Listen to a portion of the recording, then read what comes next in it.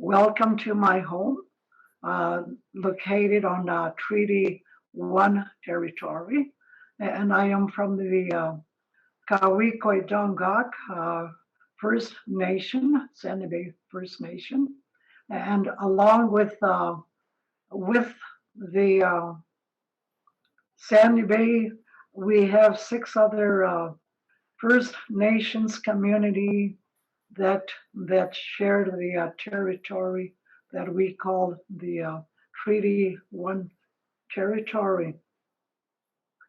When I was thinking about this, I just sat back and I thought, because I was really concentrating on the celebration, but he said, no, the celebration is, let's look at the spirit and intent of the treaties. And Harry always does a good job of the spirit and intent, but I think for me to just emphasize the importance of the spirit and intent as understood by our ancestors is and continues to be in which we move forward with the understanding of the treaty. And as it has been said, it's always about the relationships that were founded on good developments, partnerships, understandings with what our people believed in to be so important. And they did not go into the treaties very lightly. They used every possible tool that was very important for us to this day that we rely on. And those are our ceremonies, our songs, our teachings, and all of the beliefs that they held that makes a good partnership to look at how best can we accommodate the new people coming into our lands. And we have stories of prophecies that tell of the coming of a new people. And it has been such an important part of who we are to have that opportunity to just sit back and just to think and be in communion with our highest power. And you know what, my friends, it always comes down to us being the greatest beneficiaries of that time when the Creator sat. And our brother Bawasanakut talks about that creation. But we are the benefactors of that knowledge, of that understanding, and that's why it's important for us to start with the acknowledgement of how the prayer was expressed to you this morning. And thinking about the last 150 years has been a story of great traditional resilience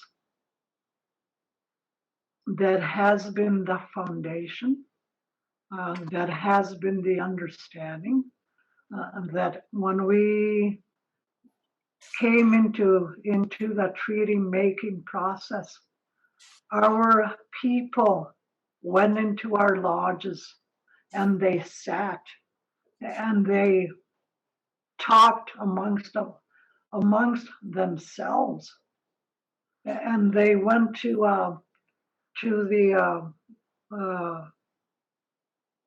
Ottawa, and there, they came back with their collective information, which just collaborated with one another. And there's stories about our people that our tents, the shaking tents, were used in order to find what response is it that they are going to provide, and what basis are they going to go into this treaty making process. So I was remembering all of that, and just really grateful to this day that we still have those things that we can go to and rely on. Our people are so gifted, and I think that we seek out people that are born with those gifts in order for us to move forward in a good way. And I know through the years that with the different things that we have been involved with, many of our people have done exactly that, gone back to our knowledge keepers, and have made some very forward commitments and movements towards making a difference in the lives of our people. And I think one thing that comes so clear is that, we never ceded our autonomy as a people. We never ceded what people are calling our sovereign. And the very fact that we still speak our languages, and the very fact that we have our own people that have maintained the language when we as a people were so challenged, with government policies that undermined our very essence of our being. Yeah, we continue to thrive and to maintain our ways, and I think that's a very important thing that we can all take pride in. That there's many of our people that still speak the languages that were given to us as a people, to move things forward.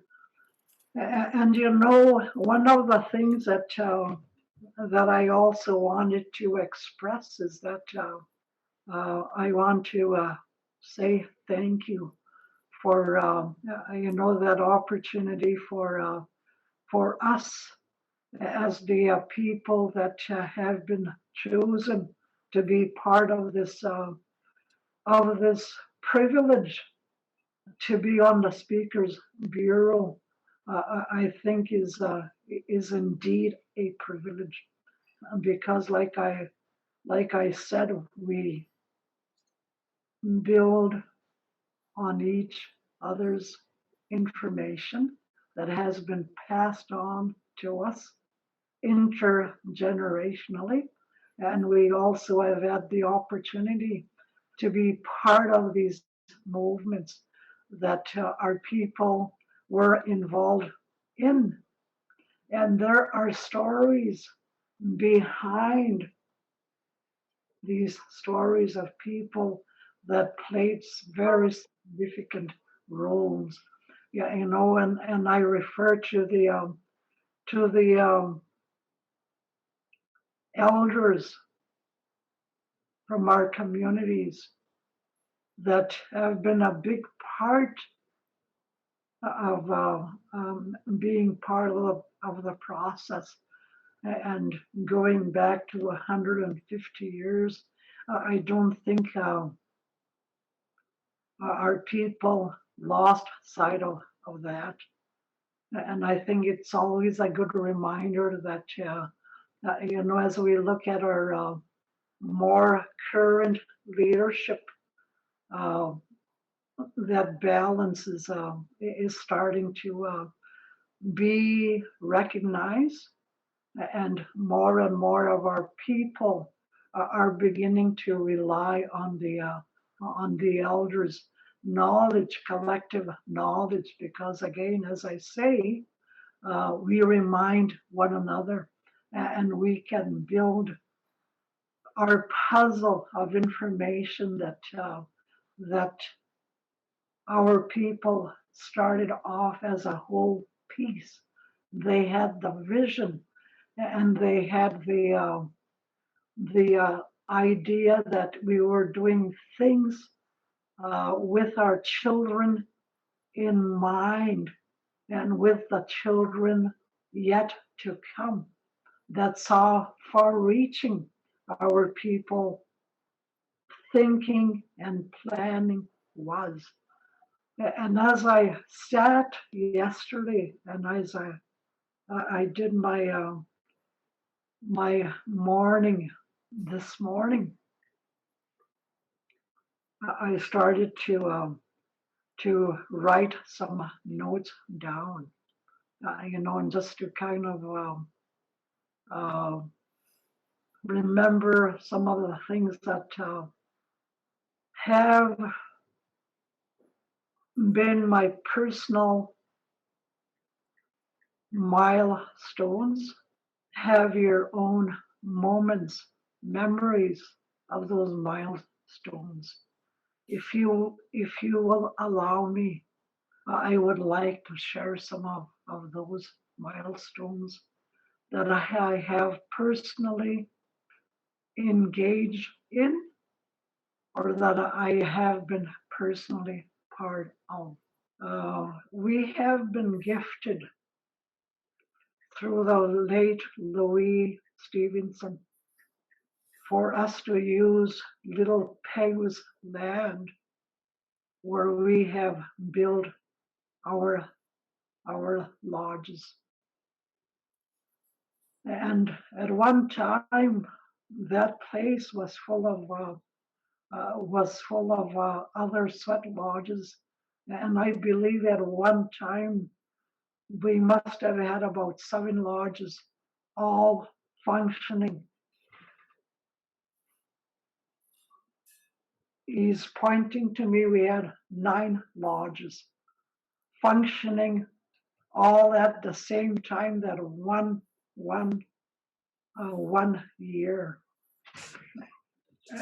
And we've been there since the early 80s, and we continue to be there.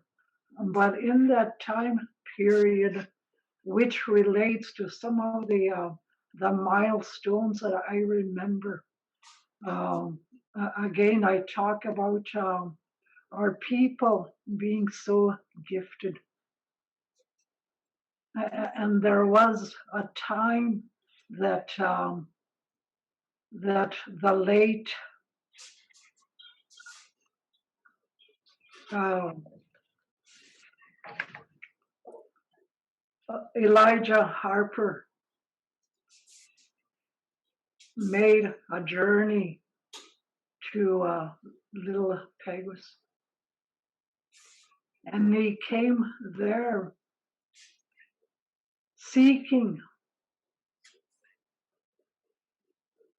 for an answer. And you will all remember the Meat Lake Accord. And he came to ask, what should my answer be? And one of our gifted people went into her lodge and she did the ceremony that our ancestors must have done when they got into the treaty making process. And the answer was no. And we all have images in our memories of when he held that feather. And he said, no. That's one of my watershed moments that I can share. Another time is Phil Fontaine came in search of what he was to do. And our lodge keeper, our lodge keepers together, we all went in the sweat with him. And he came to ask for that strength and that courage to be able to share his story.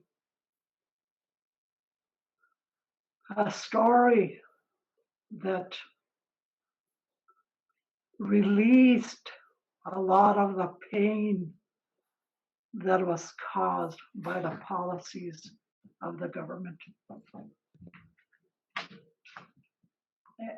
And I share those two very profound moments in my life because to me they were almost like floodgates being open to our very essence of who we are as a people. And they gave us that opportunity to be able to remember in which the treaties were built on. The partnership that we have is with the Creator. And the partnership that was developed by our people is understood to be with the Creator. And that's why we have a history like we have. A history of resilience, a history of building our cultural knowledge and relying on that foundation as we move forward to other things that have been landmarks. And yes, I've used the clan system to talk to our educators and you know, just showing them the page of Wabang, another watershed moment when our leadership came together to stand together and to remember those partnerships. There were people in the audience that were the grandsons, the granddaughters of the people that signed the treaties with the footprints of our relatives, the bare footprints that were there to indicate the clan that I belong to and to the other clan members. You know, that was a very powerful moment for the young teachers, and they didn't know this part of their own history. So yes, we do have a big job. We do have very privileged job to piece together all that information for our relatives, for people that are coming to our lands. And I think one of the other things that I remember was the were the marches. You know how we all got involved. I'm sure in your in your in your time, to advance whatever it is that our people were fighting for. We took part. We were involved in supporting our people, and we were part of the marches, and where we would witness the support coming from our other relatives. Those are all very important moments that bring us to where we are, and I think that I want to kind of look at something that I thought is so fitting.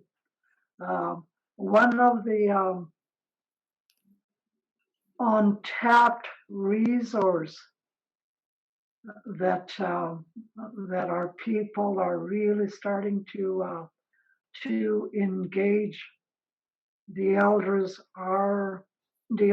in are all what my brother speaks about as the clan relationships, the communities that we had prior to European contact, and how important it is for us to continue. And the very fact that we as women have that gift to carry that life in our bodies stands to reason the more importance of the maternal relationships that our beliefs are grounded in. The role that we have as mothers, as grandmothers, has been never more significant than it is today.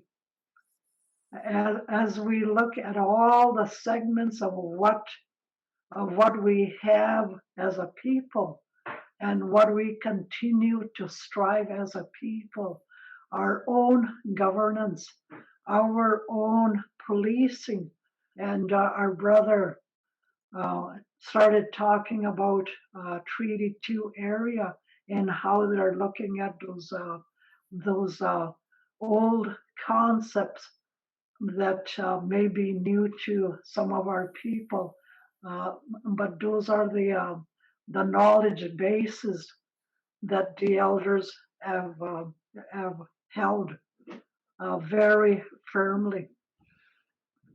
I think one of the very strong foundations is that, and I'm using one of our present Grand Chief, Arlen Domus, that has the vision to continue in the way that we believe that we need to go forward in moving ourselves as independent people. As elders, we have some foundational principles, and we, through the Turtle Lodge, which Harry and I belong to, we're also privileged to looking at the great binding law, and it's all about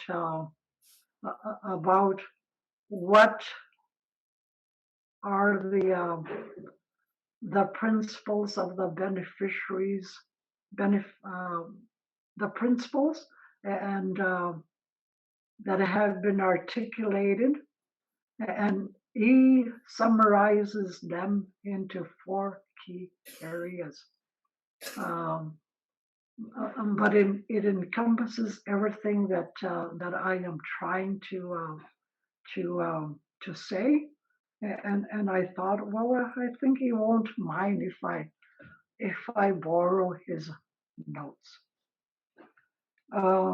First and foremost, the Creator gave us laws through our languages, songs, ceremonies, our way of life, our teachings, and our stories.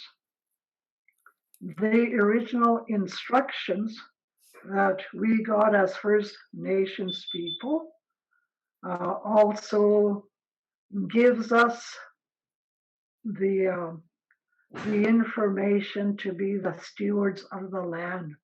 So when we look at the work that we do, standing up for land issues and water issues, it's all stemming from that principle. Secondly, we are taught that we are all connected to one another, and that we all need one another to survive, and that includes all of the human race.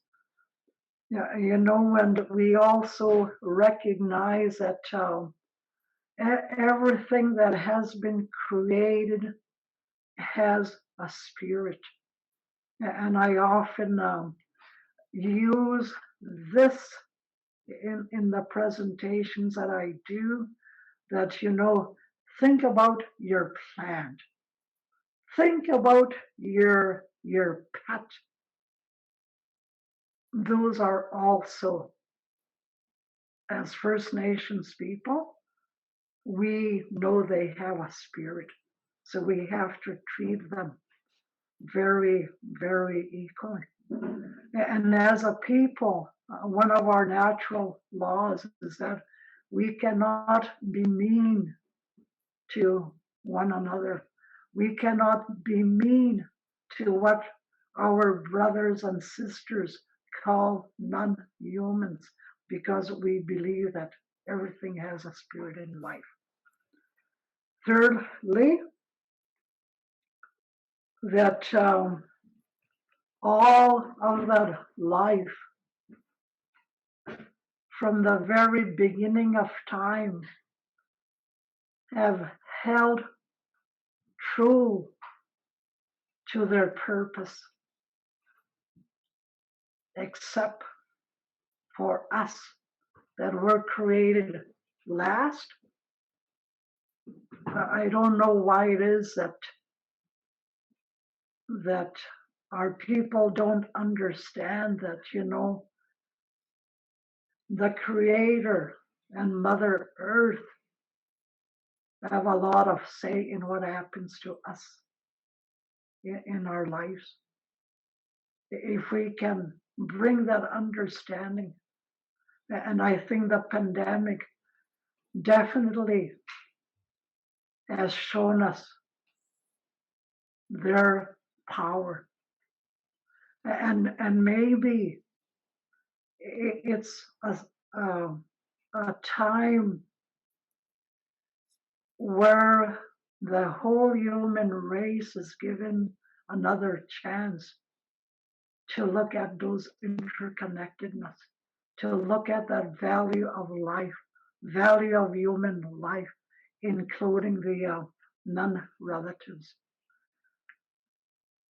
And I believe personally that through the pandemic, we've had so many wonderful opportunities to be able to connect with people via through the technology that we're seeing.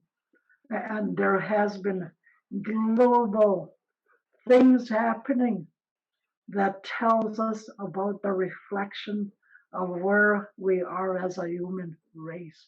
And it hasn't been a good picture, but I think it has pulled people together to try and help one another.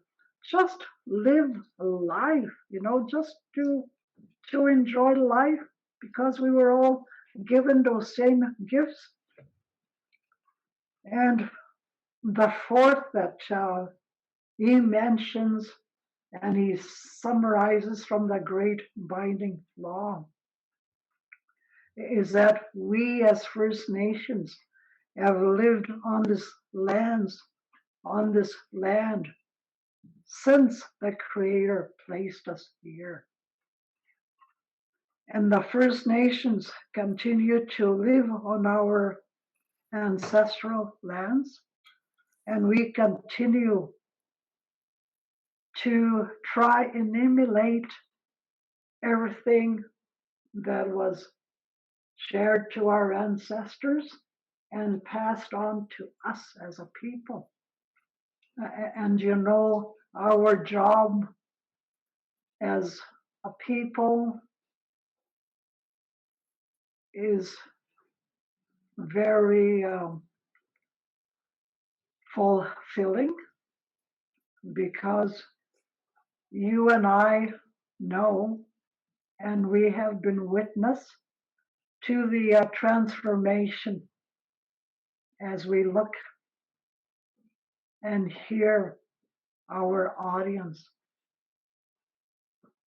My friends, my dear relatives, I value each and every one of you, and I want to say thank you to the Commissioner, Loretta Ross, for this opportunity, for this privilege to continue to be on the Speaker's Bureau, and for all of us to have that opportunity to come together and to renew ourselves again and just to continue and do the things that we can help our people with, that we can share with the human race. I thank you, and I want to say thank you.